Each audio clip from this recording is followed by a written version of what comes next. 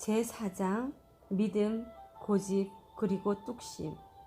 리치와 내가 아마존에서 어떤 마법의 식물을 발견해 아메이 세제의 기초를 마련했다는 식으로 이야기를 풀어나간다면 내용이 한층 더 흥미진진할지도 모르겠다.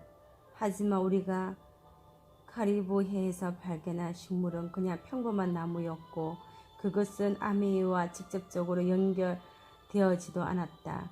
남미에서 돌아오자마자 리치와 나는 제리 주식회사를 설립해 IT의 마호가니 가정용품을 수입하기 시작했다. 무역업은 결코 쉽지 않은 일이었다. 우리가 지닌 세일즈 기술을 총동원해 백화점의 구매 담당자와 선물 가게 사장들을 만나면서 우리는 돈을 버는 것은 역시 어려운 일이라는 사실을 새삼스럽게 깨달았다. 경쟁은 치열했고 우리는 그런 종류의 사업에 경험이 없었다. 그래도 사업이 그럭저럭 진행되어 제법 이윤이 남길 수 있었다. 대부분의 기업가들에게 가슴 속에 남 밑으로 쉽게 들어가려 하지 않는 본성이 숨어 있는 듯하다. 적어도 나는 그렇듯하다. 나는 어린 시절부터 어머니가 어떤 일을 시키면 끝까지 도움받기를 거부했다고 한다. 내가 할 거야. 이것은 어린 시절의 내 모토였고 이후로도 내 일은 내 손으로 해결한다는 자세를 버리지 않았다. 리치와 나는 무역업 이외에도 이윤이 날 만한 일은 무엇이든지 해볼 생각이었다. 그때 그린드의 LPG에서 아이스크림 수레를 끌고 다니기도 했다. 또한 피터 프라이스는 친구와 함께 장난감 회사를 차리기도 했다. 그랜드 레피지 장난감 주식회사는 헌들 목마를 개발해 특허를 낸 다음 제조와 유통을 시작하는데 결론적으로 말해 그 사업을 완전히 실패했다. 우리가 판매한 고품질 고가의 장난감은 당시 소비자들이 원하는 것이 아니었다. 우리는 시도할 만한 사업 중에서 가장 먼저 사라진 그랜드 레피지 장난감 주식회사는 우리에게 이런 식으로는 결코 시장에 발붙기 어렵다는 소중한 교훈을 가르쳐 주었다. 우리는 주주들에게 우리가 판매한 가격 그대로 주식을 되사주는 방법으로 이 사업을 정리했다. 그래도 주주들에게 손해를 입히지 않는 셈이었다. 우리는 구원식품을 도매 및 소매로 판매하는 트롯 및 프로덕츠에 도전했다. 그 당시에는 소위 유기농업이 유행하기 전에는 우리는 유기농법으로 생산된 빵과 기타 구원식품을 집집마다 팔러 다녔다. 그 제품 중 일부는 통신 판매를 이용해 판매하기도 했다. 그러나 경험을 통해 우리 제조시설이 탄탄하면 흩어져 있던 시장도 충분히 공략할 수 있다는 사실을 알게 되었다. 식품 사업은 그럭저럭 성공을 거두었고 우리는 1955년 그 회사를 매각했다. 지금 생각해보면 리치와 내가 남미에서 돌아온 이후에도 시작한 모든 사업은 훗날 아메이에서 활용할 수 있는 많은 교훈을 주온 것 같다. 우리는 항공서비스 사업과 제리 주식회사를 통해 미래 사업을 하나하나 준비한 셈이다. 리치와 내가 남미를 돌아다니는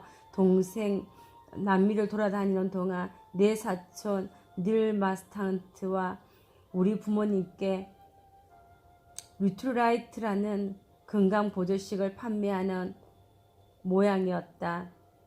우리가 돌아오자 부모님은 그것을 규칙적으로 복용하고 있는데 가정 효과가 좋다고 자랑했다. 결국 나는 부모님의 성화에 못 이겨 닐을 만나 뉴트라이트 제품에 대한 설명을 듣기로 약속했다. 그때 우리는 제리 주식회사가 취급할 수 있는 품목을 찾아내기 위해서 신경을 곤두세우고 있었던 터라 처음에는 별다른 기대를 하지 않았다. 1949년 8월 어느 날 밤 리치가 데이트를 즐기고 있는 동안 닐이 자신의 파트너 한 명과 함께 나를 찾아왔다. 이야기를 들어보니 닐은 그 건강보조식품 판매 사업에서 한 달에 $1,000를 벌고 있었다. 당신만 해도 그 정도 수입이라면 꽤 높은 액수에 속했다. 더구나 그 사업을 위해 특별히 투자할 것이 없는 것 때문에 위험 부담이 전혀 없었다. 일단 나는 뉴트라이트를 우리가 찾던 품목에 포함시킬 수 있었다는 판단을 내리고 닐에게 제품 2상자와 그 제품을 판매하는 데 필요한 홍보물을 받아들였다. 그리고 수표 한 장을 서주었는데 닐에게는 만약 리치가 그 사업에 동의하지 않으면 내가 준 수표를 찢어버리라는 조건을 달았다. 그날 밤 나는 데이트를 마치고 돌아온 리치에게 뉴트라이트 제품과 사업 프로그램을 설명했다. 리치 역시 처음에는 회의적인 반응을 보였지만 내가 닐에게 들은 설명을 그대로 들려주자 한번 해보기로 마음을 굳혔다. 그 사업을 통해 많은 돈을 벌 수 있다는 전망이 보이자 비타민을 팔러 다녀야 한다는 걱정쯤은 금세 사라졌다. 리치와 나는 뉴트라이트를 우리 사업 품목에 포함시키는 데 동의했고 우리는 뉴트라이트 IBO가 되었다. 물론 그때까지만 해도 우리는 그 간단한 결정이 우리에게 어떤 결과를 가져다 줄지 짐작조차 하지 못했다. 다음날 우리는 에이다에서 식품점 가게를 운영하는 어떤 아저씨에게 뉴트라이트 한 상자를 팔았다.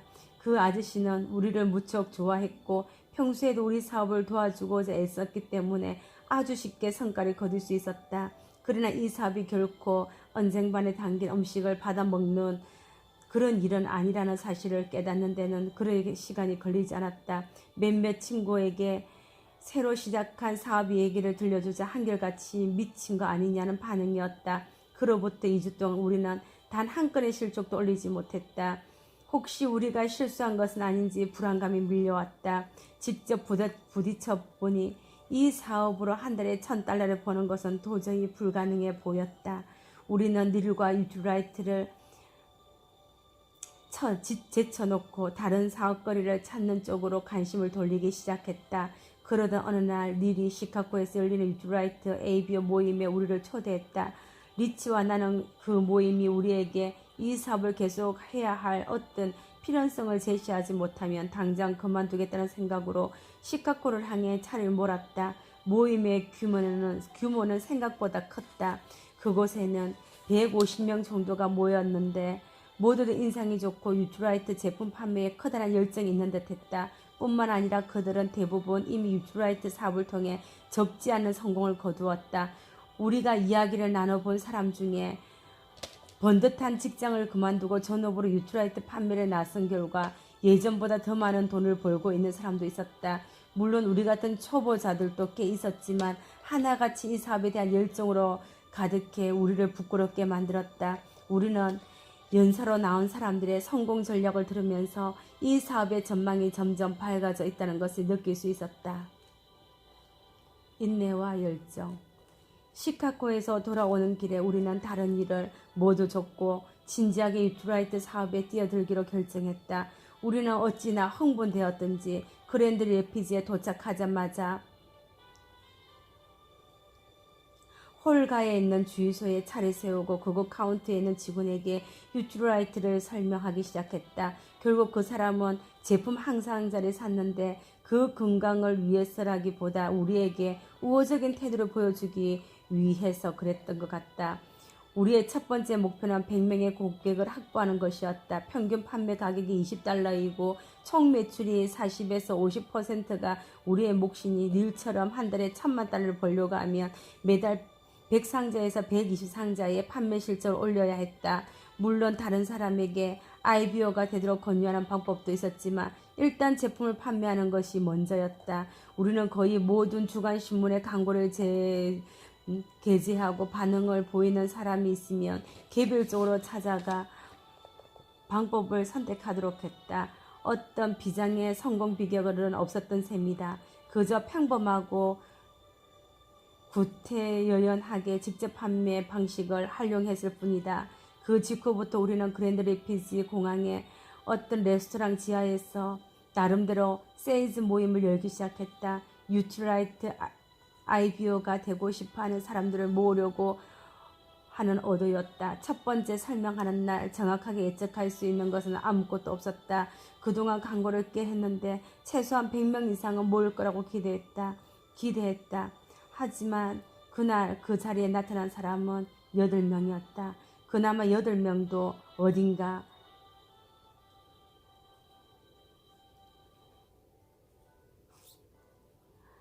모든 약속이라도 한 것처럼 한꺼번에 도착했을 뿐만 아니라 어느 누구도 기분 좋은 표정이 아니었다. 먼저 내가 간단한 한영 인사를 한 다음 영양제에 대한 짧은 홍보 영상을 한 편 보여주었는데 다들 눈만 껌뻑일 뿐 이렇다 할 반응이 없었다. 설명회를 마친 다음에 질문하는 사람이 한 명도 없자 우리는 낙담했다. 이 사업에 관심을 보이는 사람도 아무도 없었고 그들은 설명회가 끝나자마자 우르르 몰려나갔다. 리치와 나는 어이가 없었다. 첫 번째 설명회를 위해 그토록 열심히 궁리하고 준비를 했는데 완벽한 실패로 끝나버렸기 때문이다. 우리는 무엇이 잘못된 것인지 파악하려 애쓰며 테이블과 의자를 정리했다. 그때 문이 열리더니 조금 전에 나간 8명 중에 한 명이 다시 돌아왔다.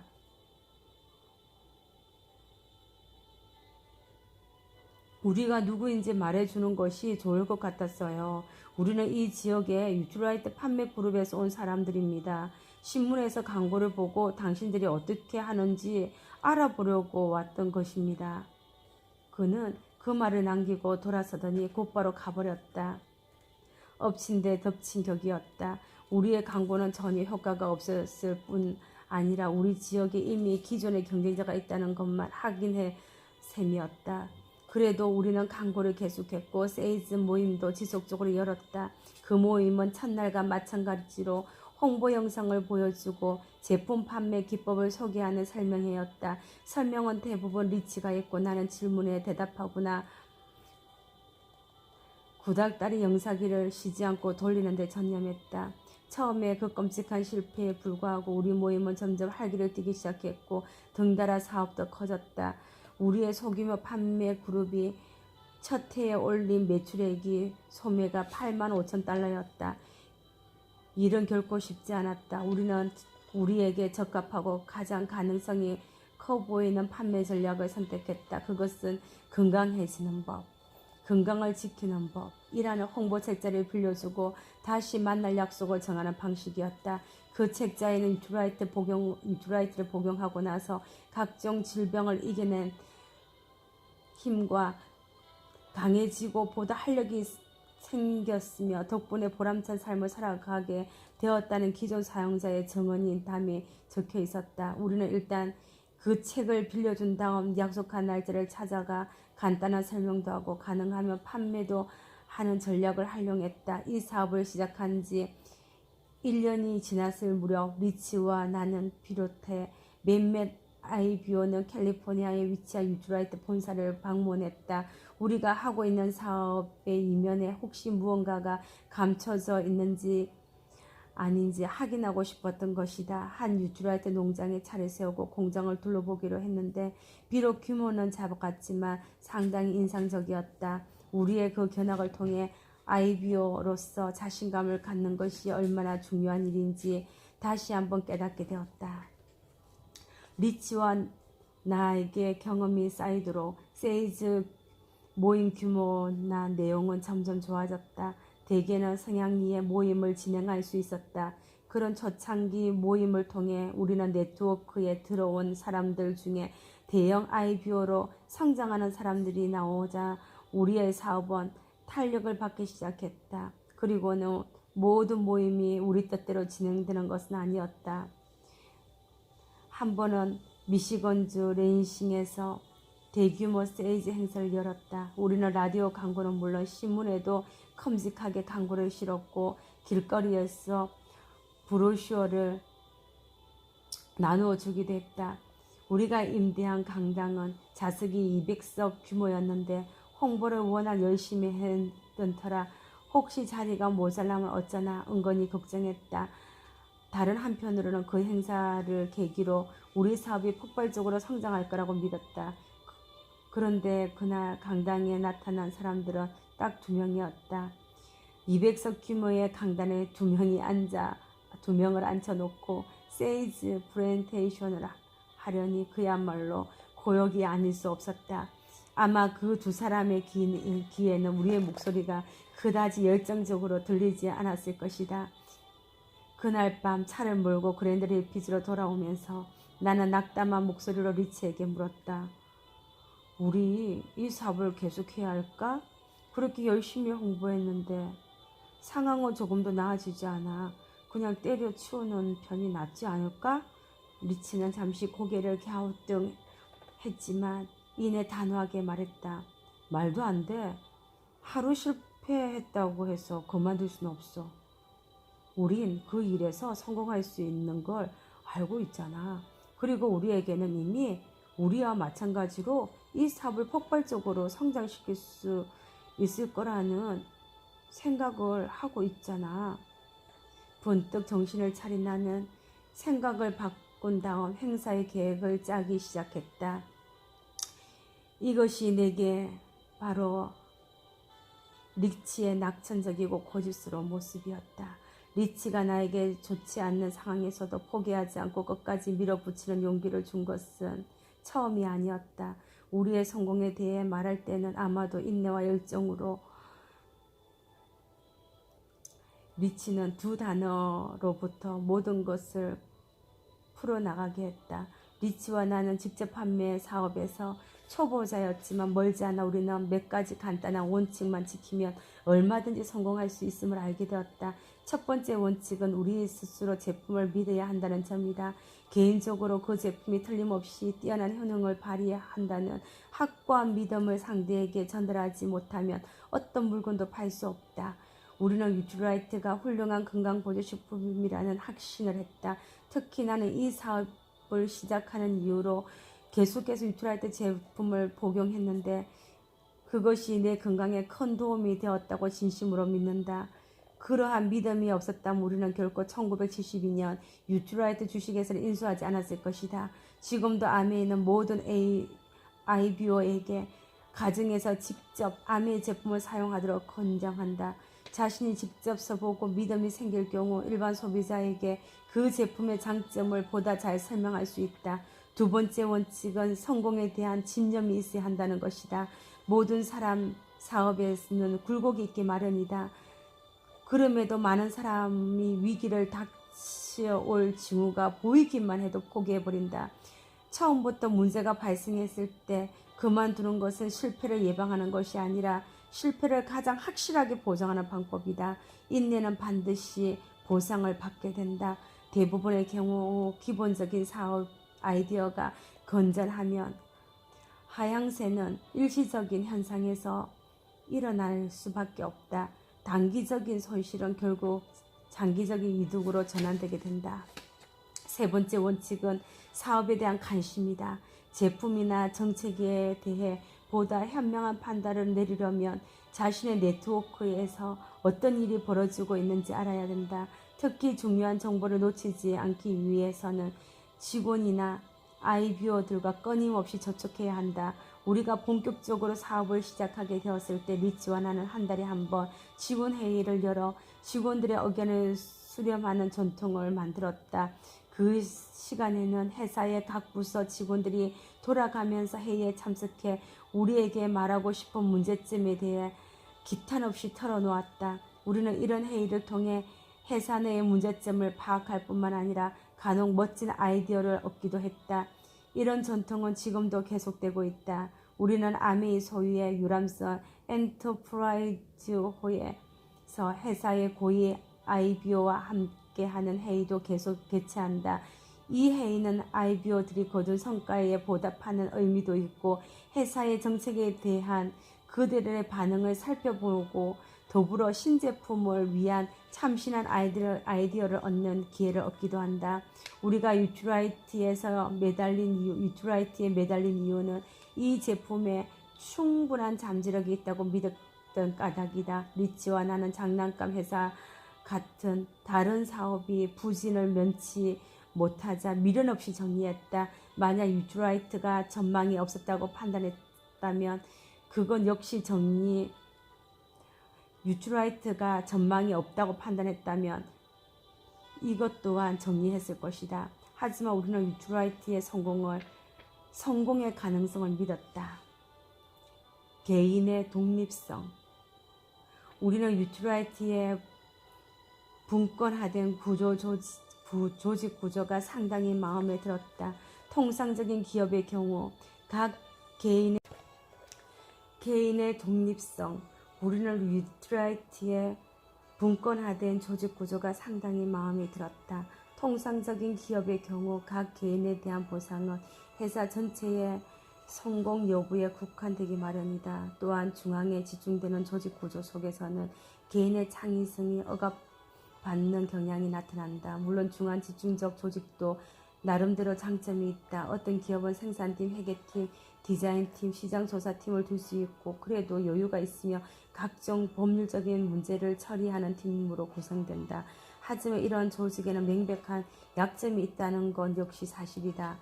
극소수의 관리자와 부사장 혹은 위원회를 통해 개개인의 세밀하게 통제하기보다는 가장 창의력이 필요한 분야에서 오히려 창의성이 말살되는 결과를 초래한다. 해마다 회사를 차려 독립하겠다며 기업을 뒤집어 나오는 수많은 인재는 경직된 기업 조직의 질색 효과를 누구보다 잘 알고 있다. 유트라이트의 각 IBO들은 나름대로 사업을 진행하면서 중앙 집중적인 조직 못지않게 강력한 기능을 수행하는 회사의 자원을 받는다. 이런 방법을 통해 유트라이트 시장조사, 생산, 기타 각 영역에서 소위 규모의 경쟁의 이점을 충분히 활용하는 동시에 직접 판매를 통해 개인의 창의성을 극대화시킨다. 그리고 그 혜택은 보다 뛰어난 품질과 확실한 서비스 형태로 일반 소비자에게까지 전달된다. 특히 유트라이트의 조직 형태는 피라미드로 비유하곤 한다. 사실 이 점은 전통적인 다른 기업도 마찬가지다. 통상적인 기업의 경우 회장, 사장, 부사장 등으로 구성돼 소수의 경영진이 가장 꼭대기 자리에 하고 있다. 그 밑에는 좀 더 숫자가 많은 관리자 그룹이 있고 다시 그 밑에 기술자, 판매원, 컴퓨터 오퍼레이터, 비서, 노동자 등 가장 많은 인원으로 구성된 그룹이 있다. 이러한 조직 구조를 그림으로 그려보면 그럴듯한 피라미드로 나타난다.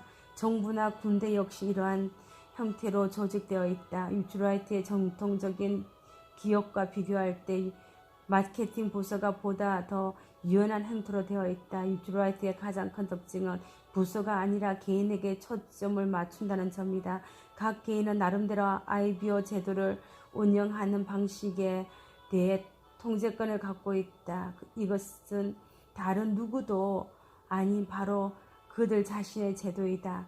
각각의 단계에서 아래 단계의 명령을 내리는 기존의 비즈니스 조직과 달리 유트라이트 IBO 구조는 협동과 경쟁에 대한 보상을 제공하는 동시에 각 개인의 독립성을 인정한다. 또한 실적에 따라 보상의 차이가 나기 때문에 개인적인 인센티브가 한층 강화되어 있다. 개인의 승진과 부장이나 부서장에게 얼마나 좋은 인상을 심어주는가, 철저하게 개인적인 성과에 따라 결정된다. 무엇보다 좋은 점은 누구나 유트라이트 IBO가 될 수 있다는 사실이다. 이력서, 면접, 대학 졸업장, 출신 성분, 세일즈 경력 필요 없다.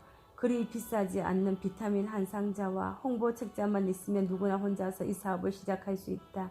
사실 전통적인 비즈니스를 시작하면서 적지 않은 자금이 필요하다.